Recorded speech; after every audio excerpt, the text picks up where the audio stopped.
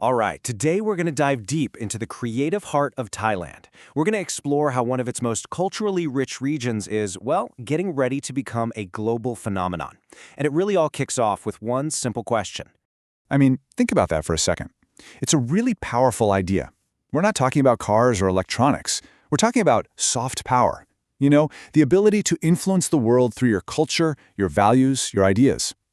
And let me tell you, Thailand is writing a fascinating new chapter in that story. You've probably seen it, right? A movie like Bad Genius wasn't just a hit at home. It was a total game changer. It put Thailand on the global map for incredible creative content and showed everyone the kind of artistic power that's brewing in the country. But what if I told you that blockbuster movies are really just the tip of the iceberg? That there's a much deeper, much richer story that's just waiting to be told? Well, that brings us to Thailand's hidden cultural gem. Okay, so it's really important to get this difference.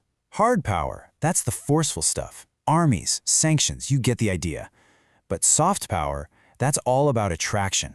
It's the magnetic pull of a country's art, its food, its music, its traditions. It makes other people want what you have. And that is the central question of our whole discussion. Because while Bangkok's creative scene gets tons of attention, proving that there's a global appetite for Thai content, the incredibly vibrant Northeastern region, known as Isan, has been pretty much overlooked, and that represents a massive, totally untapped opportunity. So, let's take a journey into the heart of this region. What exactly makes Isan so special? Well, this is a place where ancient traditions aren't just stuck in a museum. No, they are a living, breathing part of everyday life. The cultural depth here is just incredible. We're talking about this unique blend of soulful music, these intricate crafts passed down for centuries, a calendar that's just jam-packed with festivals, and a food and storytelling heritage that's totally its own. Take its music, for instance. Mor Lam isn't just background noise. It's practically a cultural record. It's sung poetry, often made up on the spot, that tells these raw, real stories about life, love, and what's going on in society. It's like a living archive of the people's history. And then you've got the crafts. Now, this is not mass production. We're talking about handmade, eco-friendly creations, from weaving to carving, where every single piece represents knowledge passed down from mother to daughter, father to son. Oh, and you absolutely cannot talk about Isan without mentioning its festivals. Seriously, life in the region kind of moves to the rhythm of these vibrant year-round celebrations. Each one is deeply rooted in local beliefs, creating this incredible spectacle of community and faith. Okay, so we've got this incredibly rich local identity. But how does that translate to global potential? Well, the answer is that the world is changing right now, and it's creating the absolute perfect stage for Isan's big debut. Just think about it. We live in a digital world where social media and streaming platforms have this bottomless appetite for new, authentic content. This is a huge, huge opportunity for unique cultures like Isan's to connect directly with a global audience. And the economic stakes? They're enormous. By 2035, the global markets for entertainment and cultural tourism are projected to be worth a combined $20 trillion. That's not a niche market, that's a massive economic engine with the power to change fortunes for entire communities. And bringing it back home, Thailand's own cultural and creative economy is projected to be worth 392 billion baht by 2030. So you can see how unlocking Isan's potential is absolutely key to capturing a big piece of that pie. So the potential is crystal clear.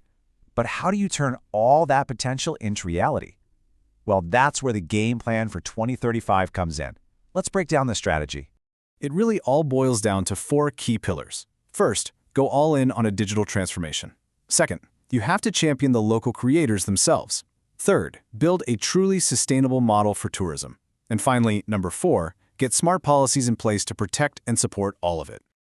And that third point on sustainable tourism, it is absolutely critical. We're not just talking about being green, it's about making sure the economic benefits go back to the local communities, empowering them to preserve their heritage, not letting it be exploited. And look, this isn't just a bunch of ideas on paper.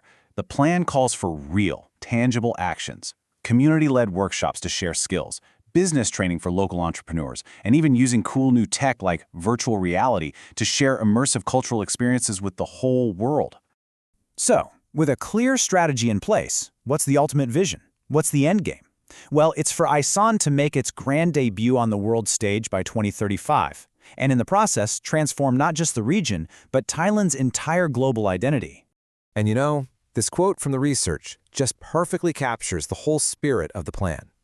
It's not about cultural competition. It's about collaboration, about preserving diversity, and about sharing knowledge so everybody benefits.